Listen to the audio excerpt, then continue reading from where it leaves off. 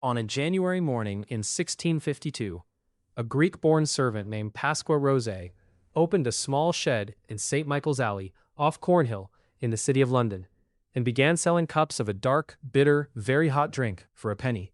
He had learned the trade in Smyrna, in Ottoman Anatolia, where his Levant Company employer had developed the daily habit. The drink was coffee, and Rosé's shed is generally taken as London's first coffee house. Within 50 years, there were perhaps 3,000 coffee houses in England. Within 100 years, the institution had a name in every European capital, and around two of its central commodities, chocolate, prepared the Spanish court way with a hand whisk called a molinillo, and tea, served the Chinese way in small porcelain cups, had grown two parallel public rooms. None of these drinks were new. What was new was the architecture European cities began to build around them. This essay is about that architecture, where the drinks actually came from, what European cities did with them in the 17th and 18th centuries, and why the price tag on a modern espresso, a tin of matcha, or a bar of dark chocolate cannot be read honestly without the trade systems and plantation economies that put those drinks into European reach, the cultures that already existed. The story that begins with Pasqua Rosé in 1652 is the European chapter, not the first chapter. Coffee, tea, and cacao had each been a structured drink culture for centuries, in some cases more than a millennium, before any European cup was poured. Coffee, the seed of Coffea arabica, was being cultivated on terrace slopes in the highlands of Yemen by the 15th century. Sufi orders in Mocha and Aden used the brewed drink to support long nights of prayer. The practice spread through Ottoman religious networks to Mecca, Damascus, and Cairo.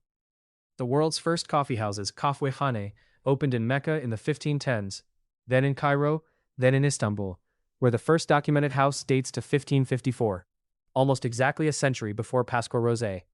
By the early 17th century, Istanbul had hundreds of coffee houses with their own architecture, low cushioned benches around a central brazier, chess, music, recitation of poetry, political conversation.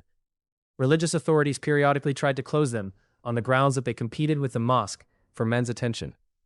The Ottoman coffee house was the European cafe's direct ancestor, 2 centuries older, with most of the same social functions already worked out. Tea has the longest pedigree of the three. Camellia sinensis has been cultivated in southwest China for at least 2,000 years. By the Tang dynasty, 618-907 CE, tea drinking had a ritualized form. Described by Lu Yu, it is Cha Jing, around 760 CE. And by the Song dynasty, 960 to 1279, the whisked powder method that Japan would later adopt as matcha was already standard at the Chinese court. Buddhist monks carried both the plant and the practice to Japan during the Heian period. By the late 16th century, Sen no Rikyu had organized the Chano-yu tea ceremony into the philosophical form Japan still teaches today. Each of these was a coherent practice, hundreds of years old, before the Dutch East India Company shipped its first chests of Chinese green tea to Amsterdam in 1610. Cacao is the youngest lineage, but in many ways, the most ceremonial in its origin. Theobroma cacao was domesticated in Mesoamerica at least 3,500 years ago. Olmec, Maya, and later Mexica, Aztec societies fermented, roasted, ground, and beat the cacao seed into a frothed cold drink mixed with maize, chile, achiote, vanilla, and water. It was bitter. Sugar had no role. It was prized as a ritual offering and a stimulant for rulers. In late post-classic Maya and Mexica economies, cacao beans served as currency. When a Spanish first encountered the drink, at the court of Moctezuma II, in 1519, it was already an institution with a 1,000-year history of preparation technique, ceremonial vocabulary, and economic weight. The Spanish would change almost everything about its texture, temperature, and sweetness. They would not invent it. The European coffee house, tea garden, and chocolate house did not appear in a void. They were the European adaptation of 3 drink cultures that had been arrived at independently by other civilizations. The thing Europe built was the new public space, not the drink, and not in most cases, the social practice the drink supported. What Europe did contribute was the integration of these 3 bitter alkaloid drinks into a single commercial and colonial system that had no precedent. The 1640s to 1700s European adoption window. The striking thing about the European adoption of coffee, tea, and chocolate is that it happened for all 3 in roughly the same 50-year window. Chocolate reached the Spanish court in the 1520s and was widespread in Spanish aristocratic households by the 1580s. By the mid-17th century, it had moved to the French court via the 1615 marriage of Anne of Austria to Louis XIII, then into England. Coffee reached Venice via Ottoman trade by 1615, opened its first European coffeehouse there in 1645, and was in London by 1652 and Paris by 1672. Café Procope, often cited as the model Paris Café, opened in 1686. Tea reached Amsterdam from the Dutch East India Company's Asian trade by 1610 and went from rare luxury to everyday drink in Britain during the 18th century via the British East India Company's Canton operations. 3 different trade systems carried the 3 drinks. Coffee came through Ottoman intermediaries, Yemeni production, with the port of Mocha as the choke point, then Cairo, then European Mediterranean buyers in Venice and Marseille. The Ottoman state controlled the Mocha trade so tightly that the Dutch had to smuggle live Coffeeat Arabica seedlings out in 1690 to start their own plantations in Java. That smuggling is the origin of Java as a synonym for coffee. Tea came through the Dutch East India Company, VOC, founded 1602, and that smuggling is the origin of Java as a synonym for coffee. And then the British East India Company, EIC, founded 1600, both buying at Canton and shipping around the Cape of Good Hope. Cacao came through Spanish colonial extraction in Mesoamerica, with the encomienda and later repartimiento labor systems organizing indigenous and African labor on Spanish plantations across what is now Mexico, Guatemala, Venezuela, and Ecuador. The simultaneous arrival is one of the more underread facts in food history. 3 drinks, 3 trade systems, 3 already sophisticated cultures of origin, all converging on European cities in the same window. And all bitter. What European cities had to build, almost from scratch, was a public forum that could absorb 3 intensely bitter caffeinated or theobromine-bearing drinks into daily life. The form they built was the public drinking room organized around bitterness and conversation. That this happened around the same time that printing presses were proliferating, that joint stock companies were inventing themselves as legal persons, that the early newspapers were reaching mass readership, none of this is coincidence. The coffee house was where the news was read aloud. The chocolate house was where the political faction met. The tea garden was where the new urban middle class staged its respectability. The room and the moment found each other. 3 different extraction modes. If you want to read coffee, tea, and chocolate as cooking systems rather than as commodities, the cleanest place to start is the physics of how each drink is actually made. The 3 drinks share an aromatic family, all hot water extractions of plant material whose bitterness comes from alkaloids, caffeine in coffee and tea, both caffeine and theobromine in cacao, and astringent polyphenols. But the extraction methods are entirely different, and each method does different work on the same chemistry. Coffee is a decoction and percolation drink. The roasted bean is ground, hot water is passed through or held in contact with the grounds, and the soluble compounds, caffeine, chlorogenic acid, lipids, melanoidins from the roast, are pulled into the water at a rate set by grind size, temperature, and contact time. The Ottoman method, ground extremely fine, simmered briefly in a small pot called a zesve, and the espresso method, developed in early 20th century Italy, very fine grind, hot water forced through under roughly 9 atmospheres of pressure, are different physical implementations of the same principle. The bitterness comes partly from caffeine, but mostly from chlorogenic acid-derived compounds that develop during roasting. The dark caramel brown color is melanoidin chemistry, the Maillard reaction's gift to the cup. Tea is an infusion drink. The leaf is steeped in hot water without grinding, and the soluble compounds, caffeine, L-theanine, catechins, complex aromatic compounds, diffuse out at a rate set by water temperature, leaf surface area, and time. Tea's bitterness is mostly catechin polyphenols. The astringency comes from the same compounds binding to proteins in the mouth, which is why a cup of strong black tea pulls the tongue. The Japanese matcha preparation is the exception. The leaf is stone ground to a powder and whisked into suspension rather than steeped. But the chemistry is recognizably the same.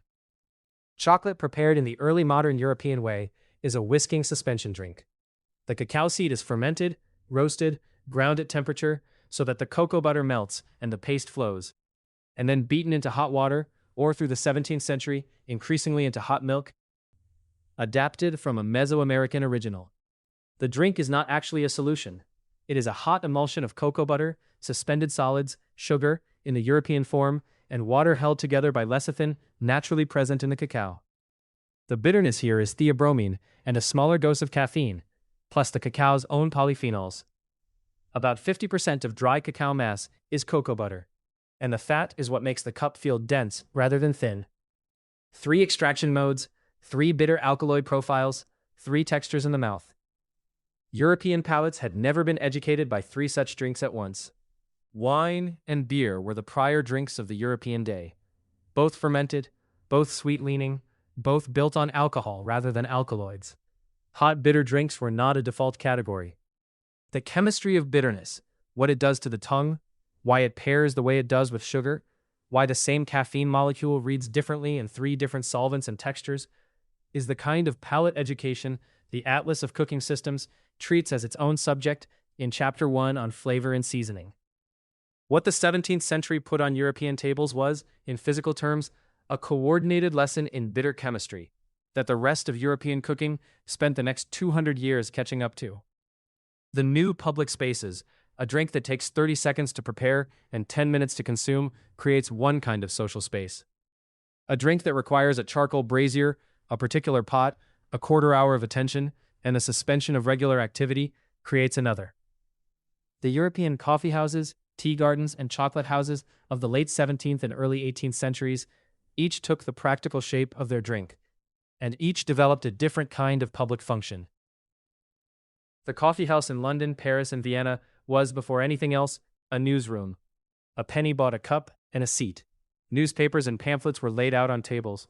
Conversation about politics, finance, and natural philosophy was the room's main product. Pasqua Rosé's London shed was followed by Garraway's, then Edward Lloyd's around 1686 on Tower Street, then Jonathan's, then Will's. Different houses developed different clienteles. Jonathan's in Change Alley became the de facto stock exchange. The men who traded shares in the new joint stock companies met there until the formal London Stock Exchange was institutionalized in 1773. Edward Lloyd's Coffee House, which catered to shipping merchants, evolved into Lloyd's of London, the insurance market still operating in the city today. The Royal Society's natural philosophers met at the Grecian. The Whigs and Tories drank in different houses on principle. The coffee house was a room for men with opinions, money, or both. It was also one of the spaces in which the modern news cycle and the modern financial market took recognizable shape. The tea garden in 18th century London, Vauxhall in its famous renovated form from 1729, Ranelagh, opened 1742, was a different kind of room. Outdoors, mixed sex, paid by the entrance, organized around walks, concerts, fireworks, and tea served in small porcelain cups. Tea was the polite drink, the morning and afternoon drink, the drink that did not exclude women from the social space the way the coffee house did. The tea garden was where the 18th century urban middle class, the merchants' wives, the apprentices' families, found their own kind of room. The country gentry visiting town staged a particular form of public respectability. The architecture was deliberately pastoral, the entrance fee deliberately exclusionary enough to keep the space middle class, the rituals around the cup deliberately delicate. None of this was Chinese tea practice. It was an English construction around an imported Chinese drink. The chocolate house was the smallest of the 3 categories, but the most explicitly aristocratic. White's, founded in 1693 on St. James's Street, began as a chocolate house catering to high society men and eventually became the private members club it remains today. The Cocoa Tree on Pall Mall became the gathering place for the Tory political faction. The Spanish court version of the drink was thick, hot, mixed with cinnamon and almonds and vanilla, as well as sugar, and served in elaborate silver pots. Chocolate houses imported some of that aesthetic. The drink was significantly more expensive per cup than coffee, which is part of why the room was more exclusive.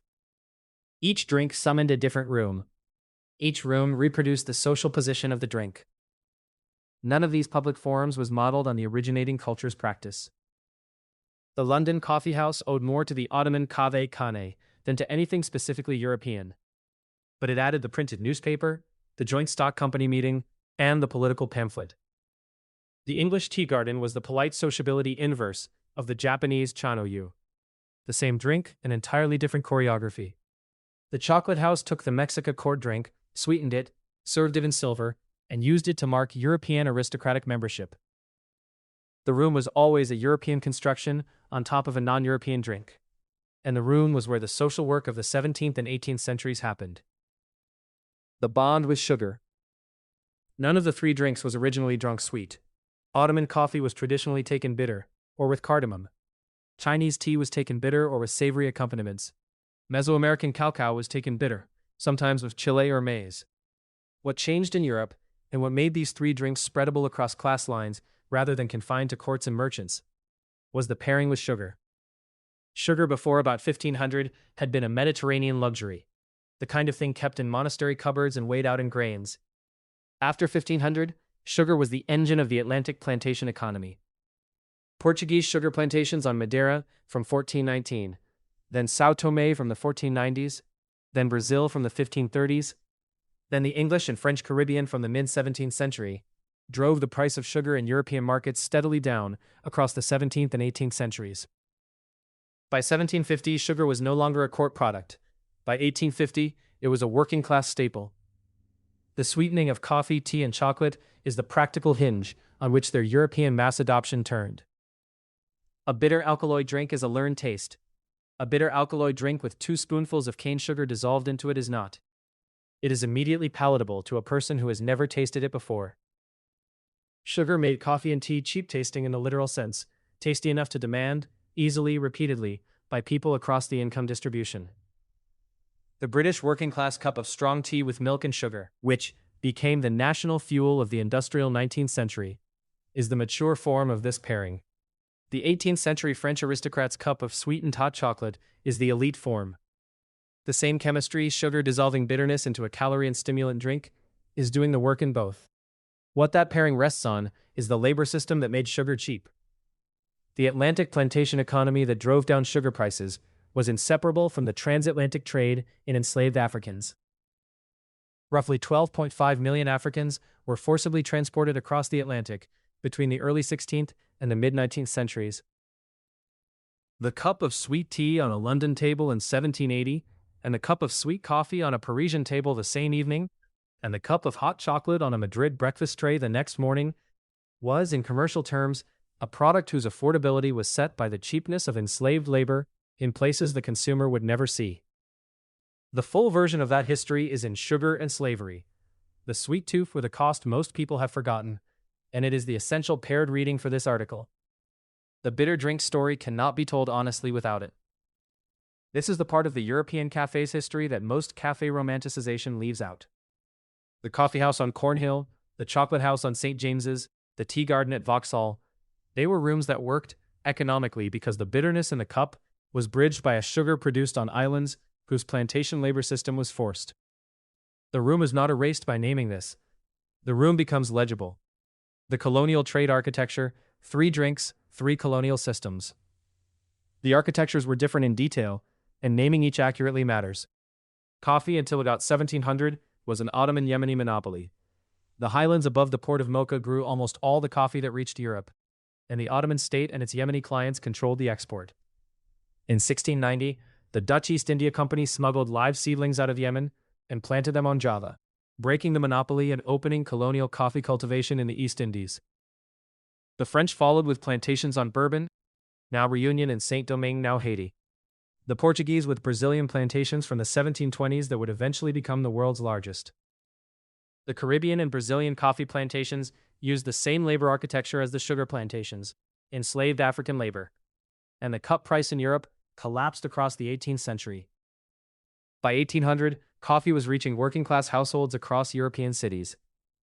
The cost of that accessibility was paid by the people forced to work the plantations, in which Britain forced China at gunpoint to open its ports to opium and to cede Hong Kong.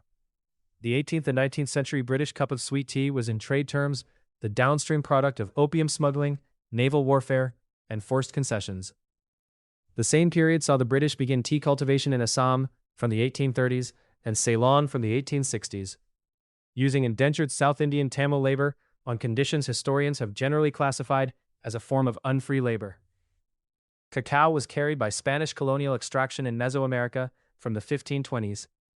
The encomienda system, then the repartimiento labor draft, then later African enslaved labor on cacao plantations in coastal Venezuela and Ecuador, produced the cacao that reached European chocolate houses. As demand expanded, The Portuguese added plantations on Brazil's Bahia coast, and by the late 19th century, on the West African islands of São Tomé and Príncipe, where labor conditions documented by William Cadbury's own auditors in 1909 led to a brief British chocolate firm boycott of São Tomé cacao.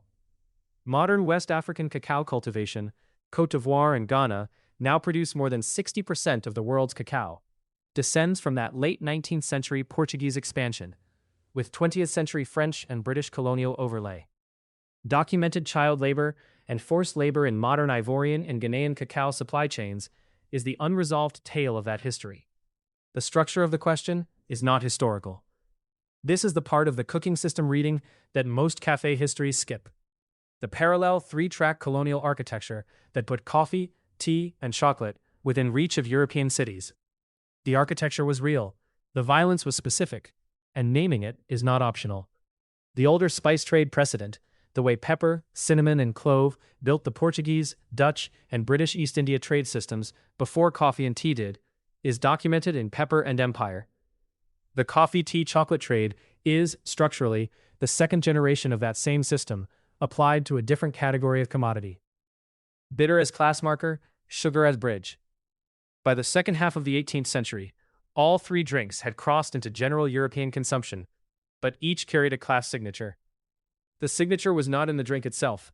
It was in the room, the vessel, and the company. Tea in Britain did a particularly clean class crossover. Through the early 18th century, it was an aristocratic drink, served from porcelain teapots in drawing rooms. By the late 18th century, with EIC volumes increasing and per-pound prices falling, it had reached the middle class.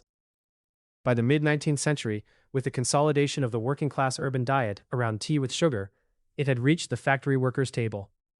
The cup was a different cup at each level, bone china in the drawing room, thick earthenware on the factory bench, but the drink was the same. The Victorian afternoon tea ritual is the aristocratic codification of a habit by then universal. Coffee crossed differently.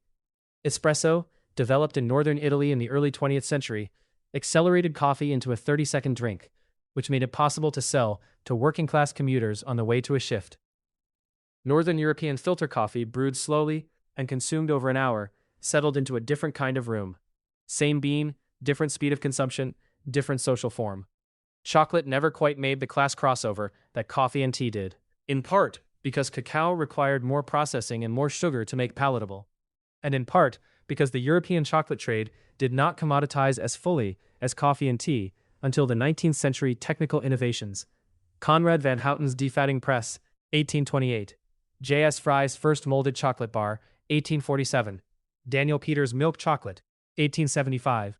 Rodolphe Lintz's conching, 1879. Turned chocolate from a drink into a confection. By 1900, chocolate had become a children's product and a women's gift, sold as a bar and a box, rather than a cup. The drinking form survived in Spanish-language cultures, in Italian cioccolata densa, and in late-night Parisian chocolat chaud. In most of Northern Europe and North America, chocolate stopped meaning a drink by the early 20th century. Across all three drinks, bitterness was the medium and sugar was the bridge. Each drink, in its more bitter form, signaled a more rarefied membership. Court chocolate, ceremonial matcha, espresso ristretto. Each drink, in its more sweetened form, reached further down the income distribution. The class architecture of bitterness was simultaneously a class architecture of sugar dose, and that sugar dose came from the plantation economies named in the previous section. The class crossover and the colonial labor system were not parallel histories, they were the same history. What stayed and what changed? 300 years after Pasqua Rosé's shed, what survives and what does not, is worth reading carefully. Each of the three drinks took a different shape into modernity. The coffee house survived more or less intact. The modern café, Italian, French, Viennese, the Anglophone Starbucks descendant, is recognizably the institution Rosé and his successors built. The newspaper has shifted to the laptop screen. The espresso machine has replaced the CESV. But the core form, a public room, a counter that sells a hot caffeinated drink, tables for sitting and talking, is continuous from 1652. Edward Lloyd's Coffee House is still trading insurance 4 centuries later under the same name. The room turned out to be one of European modernity's more durable inventions. The British afternoon tea is intact in its codified form, although it is now more often a hotel ritual than a domestic one. Stronger continuity is in the working class cup of tea. Strong black tea brewed in a pot or a mug, with milk and sugar, is still Britain's per capita most consumed hot drink. The same cup is now also in Pakistani, Indian, and Sri Lankan diasporic households in the same cities, where it operates on the original Asian tea practice with a British 19th century overlay.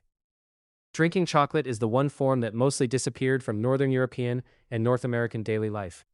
The bitter Mesoamerican cup was sweetened by the Spanish in the 16th century, became a Spanish court ritual through the 17th, spread to the European aristocracy through the 18th, then was displaced by the chocolate bar from the mid-19th century onwards. The closer to original form, water-based, much darker, sometimes with chili or cinnamon, survives in the modern Mexican chocolate de mesa tradition. The lineage from drink to confection runs through to recipes like chocolate mousse, a structural cousin of the whipped chocolate court drink. Matcha traveled a parallel path. The Japanese ceremonial form, whisked from stone-ground green leaf into hot water, survives in Japan and now in modern global cafe culture. Often as an iced matcha latte or iced cafe latte, where it shares a glass with the milk and sugar reflex inherited from the British tea tradition. What also persisted is the trade infrastructure. The colonial plantation economies that delivered coffee, tea, and cacao to European cities did not end when colonies became independent. Modern coffee, tea, and cacao supply chains are descendant systems of the same architecture. Brazilian and Vietnamese coffee, Kenyan and Sri Lankan and Indian tea, Ivorian and Ghanaian cacao, operating in formerly post-colonial economies, but with the same north-south transfer structure the 17th century trade installed. Fair trade certification and direct trade systems exist as partial correctives. Documented child labor and forced labor in West African cacao chains exists as evidence the correctives are incomplete. The structure of the question, who pays for what we no longer pay for, is the same one sugar and slavery closes on. The coffee, tea, chocolate story is a long second chorus of that question. A cookable closing. In a modern kitchen, the three drinks are easier to make than at any point in their history. An espresso machine on a counter produces what the rosé shed needed a charcoal brazier and a zesvi to produce. A small electric kettle and a tin of leaf tea, or a stone-ground matcha and a bamboo whisk, produce what Lu Yu wrote about in 760 CE. A bar of 100% Mexican chocolate de mesa, melted into hot water with cinnamon and a pinch of chile, produces something closer to the Mesoamerican original than any chocolate house ever did. The bitterness in each case is the original bitterness. The sugar dose is the modern cook's choice. Reading these drinks the way this article has read them, as drinks that already had thousand-year cultures of origin, that reached European cities through three different colonial systems in the same 100-year window, that built three different public rooms around bitterness and sugar, that carried a plantation labor architecture into a sweetened cup, is the kind of reading the timeline of cooking systems is built for. The full history of bitterness as a flavor is the subject of Chapter 1 of the Atlas of Cooking Systems. The older spice trade precedent that made these three colonial systems possible is in pepper and empire. The labor architecture they ran on is in sugar and slavery. The medieval framing that prepared European medical thinking to absorb caffeine and theobromine as drug-like substances is in When Spices Transformed into Medicine. And the sibling article in this companion series, What Happened When the Household Kitchen Began Handing Daily Food Preparation to Factories, is in Convenience Food and the Disappearing Hour. A cup of bitter coffee, a cup of properly steeped tea, a cup of bitter chocolate. 3 small rooms a modern cook can reopen on a kitchen counter. The rooms outside the cup are still being negotiated.